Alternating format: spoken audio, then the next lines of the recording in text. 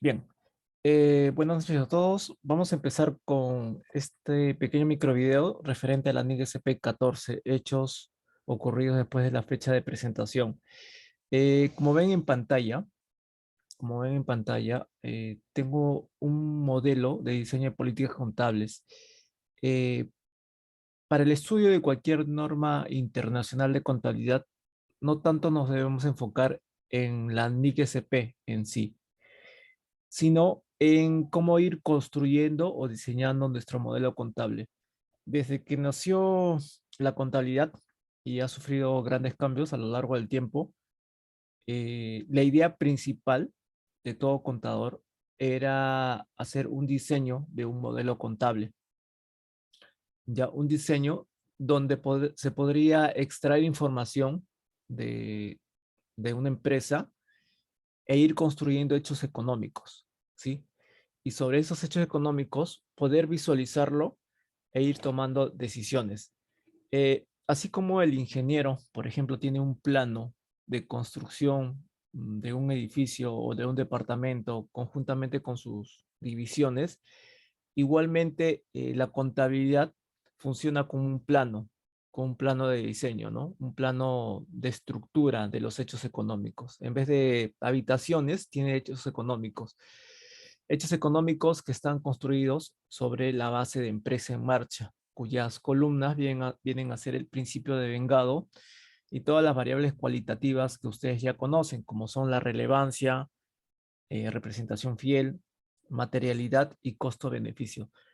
De nada les sirve ir avanzando en el estudio de las normas internacionales si básicamente no tienen claro el concepto de empresa en marcha, el concepto de vengado en sus distintas etapas, de vengado tanto de activos, pasivos, patrimonio, ingresos o gastos, y las variables cualitativas y restrictivas de la información, como son relevancia, representación fiel, materialidad y costo-beneficio. Evidentemente que hay otras características cualitativas, como son la oportunidad, verificabilidad, eh, y detalles así, ¿no? Detalles suplementarios que ayudan a que la información contable que ustedes están produciendo sea útil para la toma de decisiones.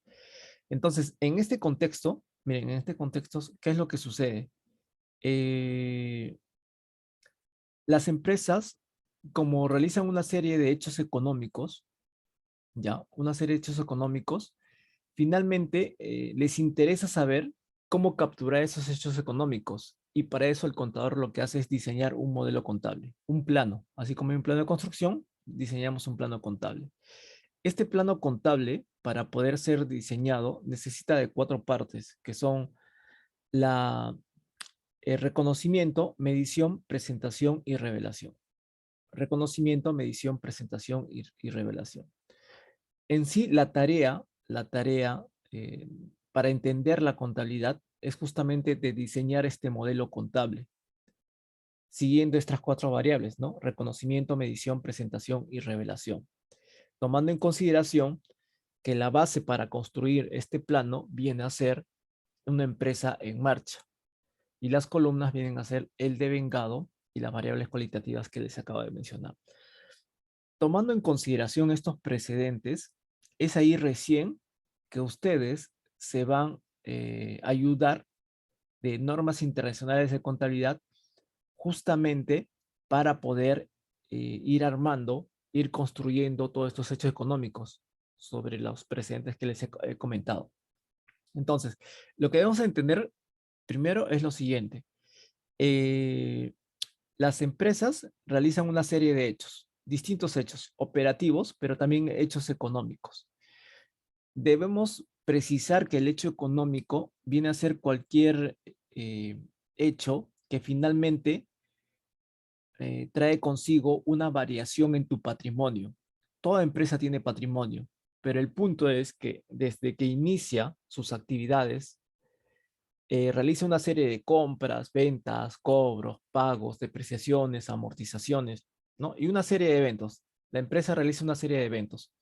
Si estos eventos tienen un impacto en tu patrimonio, es decir, aumentan tu patrimonio o disminuyen tu patrimonio, a ese tipo de evento se le reconoce como un hecho económico.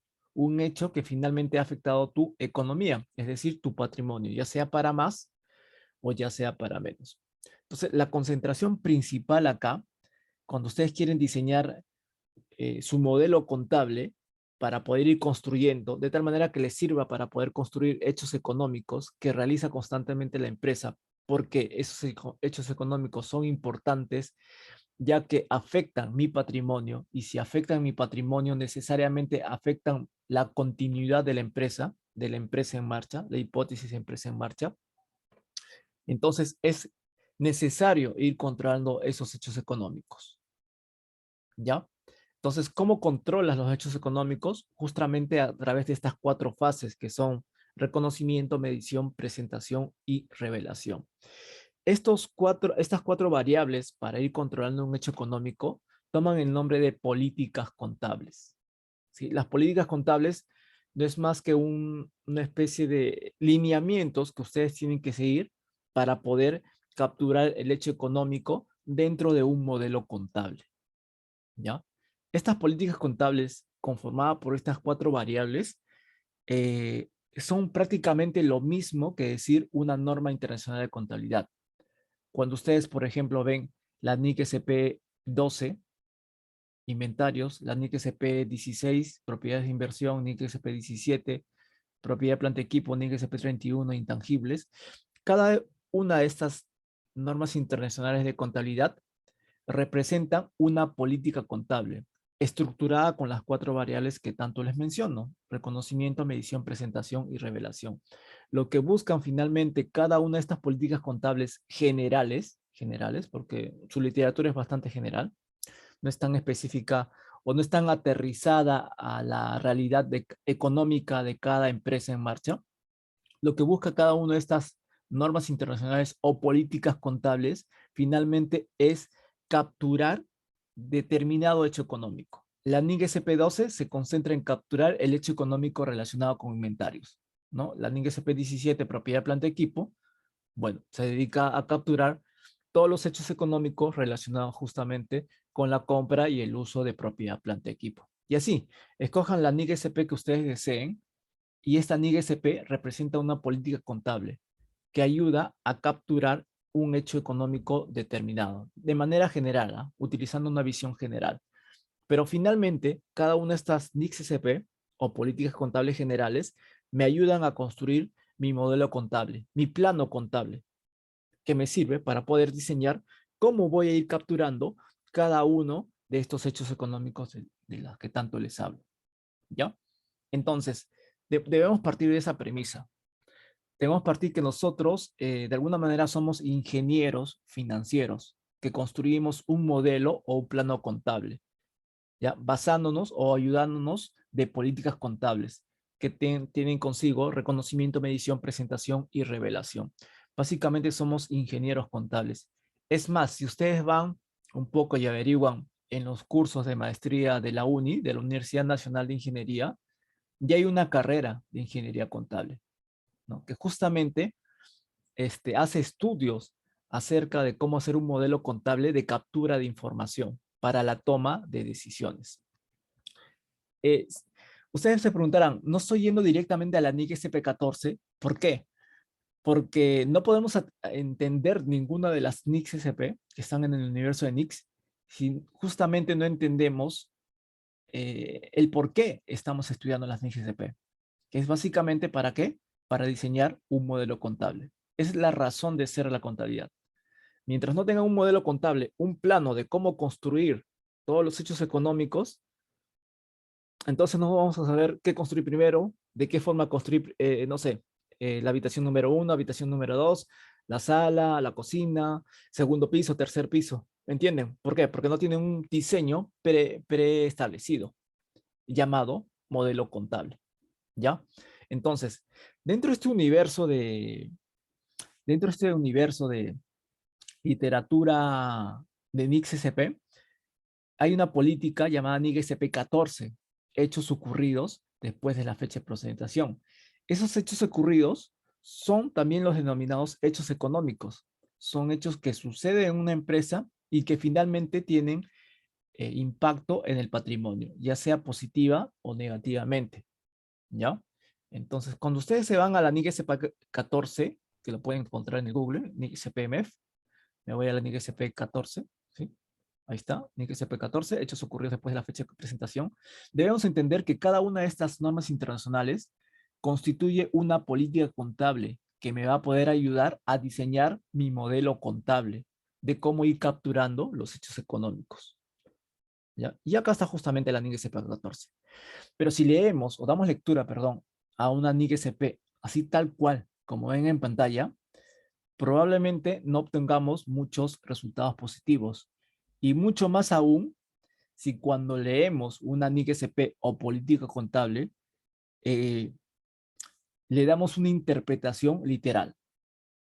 Si leemos la NIC SP tal cual está escrita, y lo entendemos de manera literal, probablemente no podamos entender el mensaje que nos quiere dar cada política contable internacional. Ya, ese es el pequeño detalle. Escucho a muchos colegas indicarnos, ¿no? Tal NIC dice tal o cual cosa, o tal directiva dice tal o cual cosa. Claro, si lo interpretas desde un punto de vista literal, tal cual como dice, está claro. Pero ustedes, y pregúntenle, pueden preguntarle esto a un abogado, una directiva no está para leerla de manera literal, sino para entender el espíritu de la norma que está elaborada, ¿ya? El mensaje intrínseco que trae consigo justamente esa norma internacional, esa directiva, ese instructivo que ustedes tienen en su unidad ejecutora, ¿ya? Entonces, si le van a dar una interpretación literal, probablemente no lleguemos a explorar finalmente el mensaje que nos quiere dar la norma internacional. Entonces, miren, vayamos a la NIC SP14, que en realidad es una norma bastante corta, dependiendo de cuánta investigación se dé a esta NIC SP, pero que quise darles este pequeño antecedente preliminar de que ustedes están construyendo un modelo contable, están diseñando un plano contable, y sobre ese plano contable van a ir comenzando a armar toda su contabilidad, ¿ya? Entonces vayamos a una política contable llamada NIC SP14, hechos ocurridos después de la fecha de presentación, ¿sí? Hasta acá, hasta ese momento se entiende, lo que les he comentado, la importancia de tener en consideración que estamos elaborando un modelo contable, ¿sí? Es necesario establecerse en este contexto, colegas, porque, no sé, es como, yo lo configuro de esta manera, ¿no? Es como si yo soy una constructora, soy el ingeniero, hago mis planos, construyo las columnas, las bases, las vigas, eh, le pongo, ¿no? Tarrajeo, le pongo cemento, y al final llamo a los señores de los acabados, ¿no? Que lo pinten, que pongan las tuberías, las conexiones eléctricas, pero ellos no tienen ni idea de cómo se construye la casa, ¿no? Solamente pintan, pinta acá, ya, yo pinto acá, ¿no? Hago mi asiento contable acá, yo hago mi asiento contable acá, ¿no? Cuadro este lugar por acá, lo cuadro, pues, ¿no? Pero no estoy viendo la estructura en general, ¿no? Solamente veo parte de algo, ¿no? Por eso que es necesario que ustedes aterricen sus premisas contables en que están construyendo un modelo. Su interés debe radicar justamente en eso, ¿no? En ver la manera como construir un modelo contable que les produzca información para la toma de decisiones. ¿Ya? En este caso, la NIC SP14, hechos ocurridos después de la fecha de presentación. ¿Qué sucede? Ustedes presentan estados financieros a una fecha de corte, a una fecha de corte trimestral o anual. Estos estados financieros que ustedes presentan trimestral o semestralmente son estados financieros a periodos intermedios, ¿no? A periodos intermedios. Pero también hay estados financieros, perdón, a una fecha de corte que en este caso es al 31 de diciembre de cada año. Acá está, 31 de diciembre. Pero desde el 31 de diciembre que culminan todas sus operaciones, hasta la fecha en que le aprueban ese balance que ustedes han emitido al 31 de diciembre, pasan una serie de hechos económicos que finalmente van a poder tener impacto o no en los estados financieros al 31 de diciembre del año anterior. Si ustedes llegan al 31 de diciembre, supongamos, del año 2022, no es que ese mismo día van a tener los estados financieros ya listos. Necesitan al menos el mes de enero o el mes de febrero para prepararlos. Después de eso, enviarlo hasta el 31 de diciembre o bueno, ahora hasta el 15 de marzo del año 2023, toda esa información del año anterior. Y cuando llega al 15 de marzo, la contaduría va a revisarlos, va a aprobarlos, ¿no? A través de una junta ahí en la DGCP, y finalmente se envía para su auditoría correspondiente. Pero pasa mucho tiempo después de la fecha de presentación de 31 de diciembre, para que este estado financiero sea aprobado, sea autorizado. Esta fecha en la cual se aprueba o se autoriza se llama fecha de autorización, mientras que esta fecha de acá, que ven acá, 31 de diciembre, se llama fecha de presentación. Justamente es lo que vemos, ¿no? Níguese para 14 hechos ocurridos después de la fecha de presentación. Hay una serie de hechos que finalmente son materia de evaluación para ver si se incluyen o no se incluyen en los estados financieros del ejercicio anterior. Porque recordemos que todo hecho económico finalmente tiene un impacto en el patrimonio. Entonces habría que ver si cada uno de estos hechos que pasaron o que ocurrieron después de la fecha de presentación van o no van a mover mi patrimonio. ¿Van a aumentar o no van a aumentar mi patrimonio? ¿Ya? La única forma de que tu patrimonio aumente por un concepto básico de activo es igual a pasivo más patrimonio, y si el pasivo lo paso a restar, sería activo menos pasivo igual a patrimonio, me quiere decir que mi patrimonio, la única manera que se mueve mi patrimonio es si se mueve mi activo o si se mueve mi pasivo. Es la única manera que se mueva mi patrimonio. ¿Sí? Al hacerle seguimiento tanto al activo, al pasivo y al patrimonio, básicamente estamos aplicando el concepto del devengado. El devengado es el reconocimiento de un hecho en el momento en que éste ocurre y que evidentemente tiene impacto en mi patrimonio. ¿Cuándo pasa eso? Cuando se mueven mis activos, mis pasivos, mis patrimonios y evidentemente mis ingresos y mis gastos.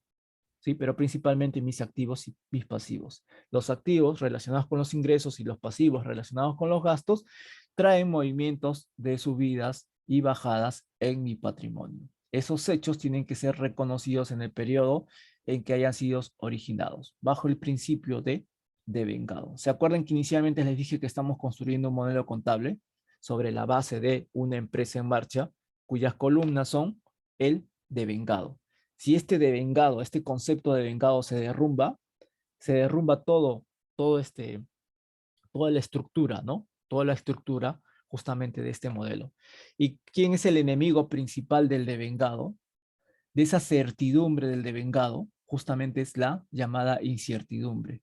Cuando ustedes leen el marco conceptual, hay un párrafo llamado evaluación de incertidumbre. Cuando ustedes evalúan un hecho, ese hecho puede ser cierto o incierto. Si es cierto, efectivamente cumple con el principio de vengado y tiene que ser reconocido como tal, ya sea como un activo, pasivo, patrimonio, ingreso o gasto. Pero si hay una alta incertidumbre, ese hecho no puede ser reconocido. ¿Por qué?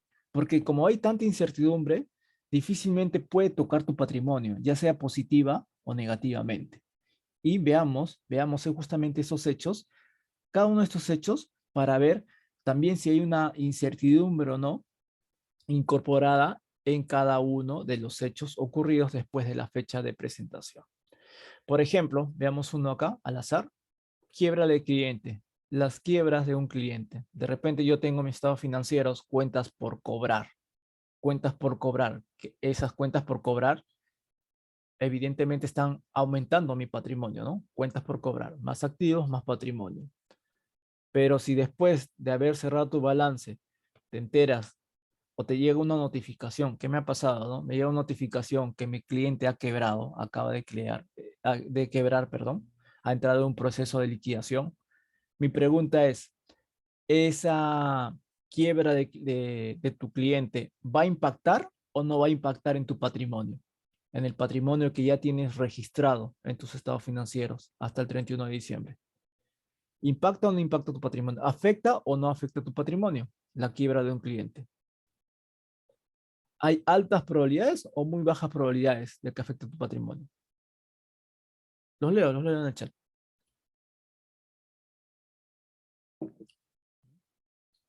A ver, los leo. ¿Impacta o no impacta? el hecho de que un cliente quiebre, cuyas cuentas por cobrar ustedes los tengan registrado en sus estados financieros al 31 de diciembre? ¿Ya? A ver, Jorge Cueva dice sí, sí afecta, ¿no? Afecta mi patrimonio. ¿Por qué? Porque está básicamente tocando mis activos, ¿no? Y cuando disminuye mis activos, evidentemente disminuye mi patrimonio. Por la ecuación básica, ¿no? Activo menos pasivo es igual a patrimonio. Tengo menos activos, evidentemente tengo menos patrimonio. Ese es un hecho que tiene una alta probabilidad de que esto pase. La quiebra de un cliente tiene que ser incluida en los estados financieros del año anterior o no. Tendría que ser incluida acá, en los estados financieros al 31 de diciembre del año, por ejemplo, 2022, o recién lo pongo en el año 2023, cuando me enteré. No sé, me entero en enero 2023 que recién pasó ese hecho. Si me entero en un año posterior, ¿cómo hago? ¿Lo registro en el mes que me enteré o lo registro en en el año anterior? ¿Cuándo tiene impacto esa quiebra del cliente? En el periodo que me entero o en el periodo que evidentemente ocurrió la quiebra. La quiebra, no sé, aparece de un momento a otro, o es, no sé, es algo así como que el cliente despertó un día en la mañana y se dio cuenta que estaba quebrado y comunicó a sus acreedores que ya está en quiebra. ¿Impactaría ese mismo día que me entero o tendría que impactar a los estados financieros del año anterior? ¿Cómo sería en este caso? Evidentemente que sí, ¿no? La quiebra de un cliente no es que haya quebrado de la noche a la mañana, tiene todo un proceso de liquidación, hasta que finalmente quien es el primero que sabe que está quebrado es el mismo cliente, ¿no? Y comienza a comunicar a sus distintos acreedores. Por lo tanto, tiene que tener impacto en los estados financieros del año anterior, porque ese hecho no es que haya aparecido de la noche a la mañana, ¿no? No, ese hecho tuvo un proceso y apareció en el año anterior, analizando efectivamente el histórico, como nos dice su compañero Jorge.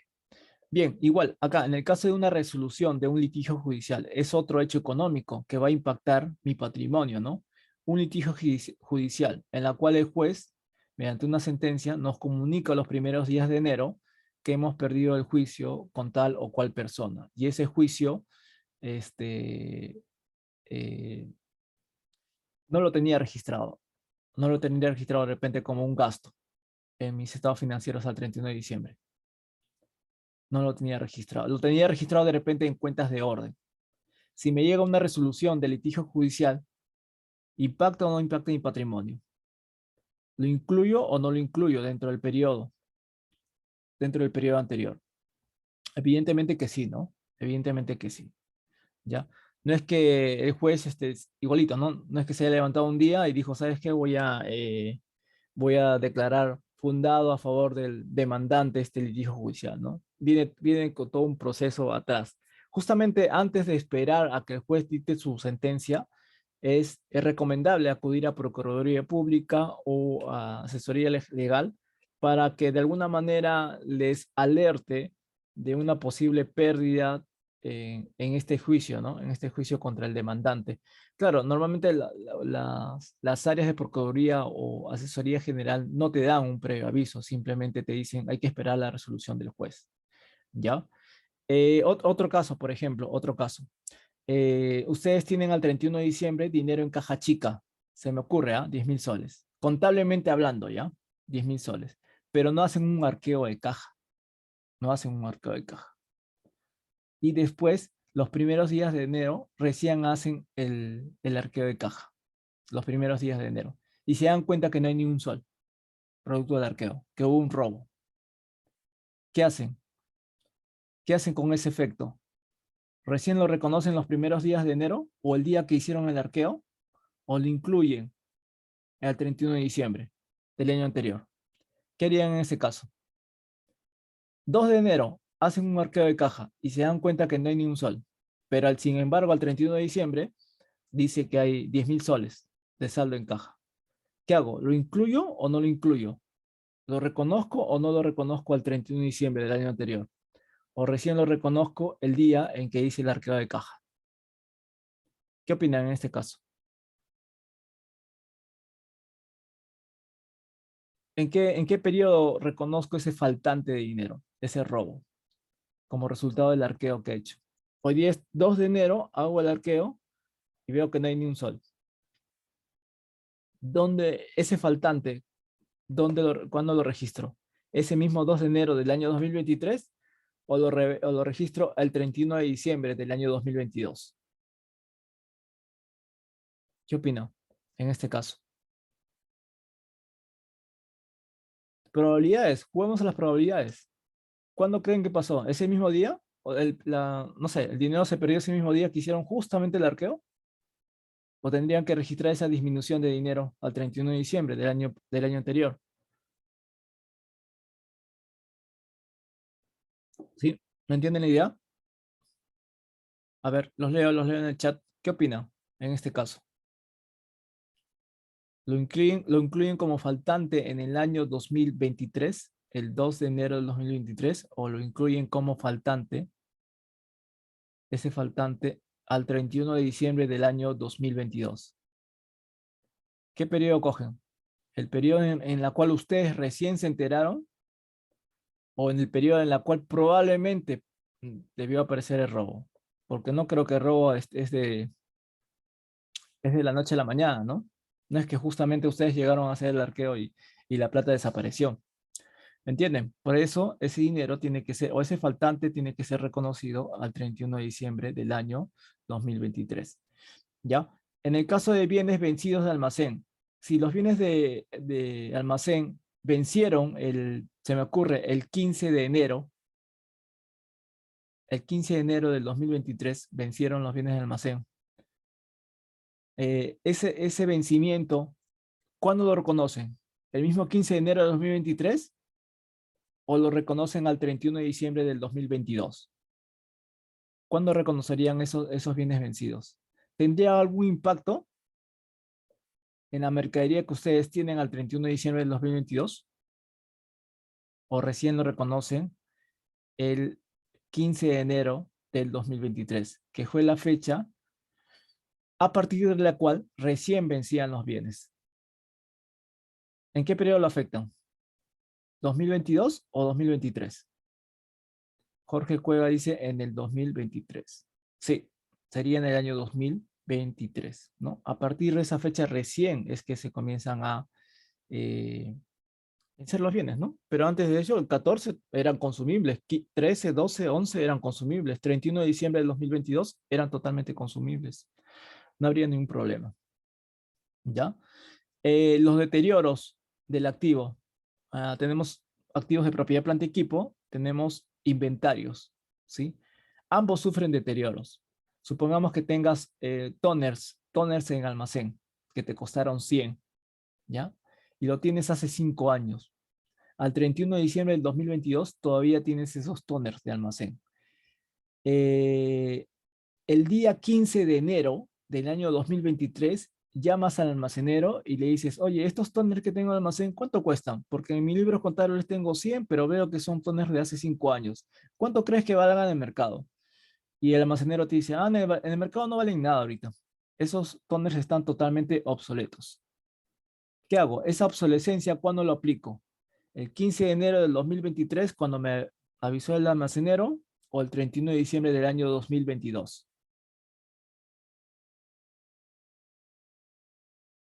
¿Cuándo sería? ¿La obsolescencia cuándo sería? ¿La obsolescencia apareció de la noche a la mañana? ¿O es que ya lo venía arrastrando de años anteriores? ¿Cuándo lo reflejo? ¿31 de diciembre del 2022 o 15 de enero del 2023 cuando recién el almacenero me informa acerca de la obsolescencia justamente de estos bienes de almacén? ¿Cuándo lo harían? Hecho económico, hechos ocurridos después del balance.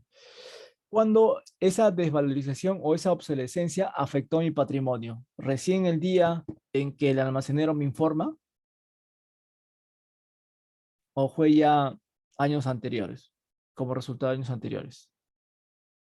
Recuerden que ese tóner lo tengo hace 5 años, ¿ya? Evidentemente el impacto fue hace mucho tiempo, pues, ¿no? Lo único que se está haciendo en este momento es regularizando la situación actual del valor de esos bienes de almacén. ¿ya? Por lo tanto, el ajuste se tiene que hacer al 31 de diciembre del 2022. El informe que salió el 15 de enero de 2023 simplemente es una regularización del estado pasado que tuvo ese inventario en estado de obsolescencia. En el caso del fraude, perdón, sí, del robo de la caja chica, como nos indica Jorge Cueva, habría que ser un poco más analíticos, ¿no? Evidentemente, si yo hago un arqueo el 2 de enero y si hay pruebas de que el robo fue el mismo 2 de enero y las cámaras de seguridad lo demuestran, pues el efecto o el impacto en el patrimonio sería en ese periodo, ¿no? Pero habría que verlo, ¿no? Lo más probable es que si es un arqueo sorpresivo, ¿ya? Nadie sabía que iban a hacer ese arqueo después de, en Año Nuevo, nadie sabía que iban a hacer. Lo más probable es que el robo haya sucedido en días anteriores, ¿no? En días anteriores. ¿Ya? Nadie sabía que iba a ser el arquero sorpresivo, ¿no? Ni el cajero, ni el que pudo haberse robado el dinero. ¿Me entienden? Entonces lo más probable es que corresponda al periodo anterior. Y así, como esto es solamente un pequeño muestreo de los distintos hechos económicos que finalmente afectan mi patrimonio, ya que pueden o no pueden, eventos que puedan o no pueden afectar mi patrimonio, que en la NISP 14 lo llaman como eventos que implican ajustes o no en los estados financieros, ¿no? Pero finalmente son hechos económicos que están tocando mi patrimonio, de acuerdo al grado de probabilidad o incertidumbre que estos tengan. Tomando en consideración que lo que nosotros estamos haciendo, más que estudiar una NIGSP, es construir un modelo contable que justamente me ayude a capturar estos hechos económicos, los pueda evaluar y pueda tomar decisiones sobre ellas. El modelo contable me ayuda a construir distintos hechos económicos con total consistencia bajo la fase D o la base D de vengado. ¿Ya? Bien, bien, damas y caballeros, les agradezco la participación el día de hoy en este micro video de la NIGSP 14. ¿Ya? Que tengan ustedes un buen fin de semana.